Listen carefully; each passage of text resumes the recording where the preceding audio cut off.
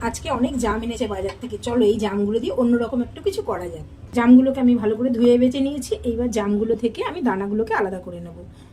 একটা ছুরির সাহায্যে এরকমভাবে জামগুলোকে সাইডগুলো সব কেটে কেটে আমি নিয়ে নেব, দানাটাকে ফেলে দেবো। এই দেখো ফ্রেন্ডস, জামগুলো থেকে আমি সব দানাগুলো ফেলে দিয়েছি। এইবার জামগুলোকে আমি মিক্সিতে দিয়ে পেস্ট করে নেব।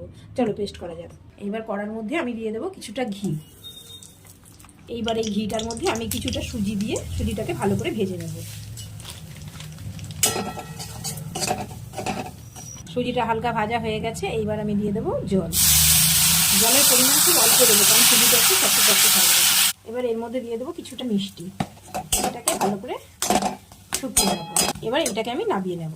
সুজিটাকে দেখো আমি প্লেটে ঢেলে এইভাবে হাতের সাহায্যে এটাকে সমান করে নিলাম। এইবার সুজিটা নামিয়ে এই কড়াতেই আমি দিয়ে দেবো পেস্ট করে রাখা জামটা। এইবার এই জামটার মধ্যে আমি দিয়ে দেবো সামান্য পরিমাণ লবণ। এখানে আমি চিনি ব্যবহার করব না, এর মধ্যে দিয়ে দেবো, তোমরা চিনিও ব্যবহার করতে পারো, আমি চিনি দেবো না। আমি এর মধ্যে দেবো কিছুটা মিষ্টি দিয়ে এটাকে ভালো করে শুকিয়ে নেব। দেখো জামটা ভালো করে টানানো হয়ে গেছে। এবার আমি এটাকে নামিয়ে নেব। এবার জামটা আমি এই করে রাখা সুজির মধ্যে দিয়ে দেবো। খুন্তির সাহায্যে আমি এর মধ্যে ভালো করে এটাকে ছড়িয়ে দেব। কিশমিশ, কাজু, আমন্ড বা চেরি দিয়ে সুন্দর করে সাজিয়ে নেব। এইবার আমি এটাকে 1 ঘন্টার জন্য ফ্রিজে রেখে দেবো। পাকা জাম আর সুজি দিয়ে দেখো বরফিটা কত সুন্দর হয়েছে। এইবার এটাকে সুন্দর করে পিস পিস করে কাটা যায়। এই দেখো এগুলো আমি পিস পিস করে কেটে নিয়েছি। জাম বরফিটা দেখো কত সুন্দর হয়েছে। এই দেখো এক সাইডটা সাদা থাকবে আর একটা সাইডটা পুরো পার্পল কালার।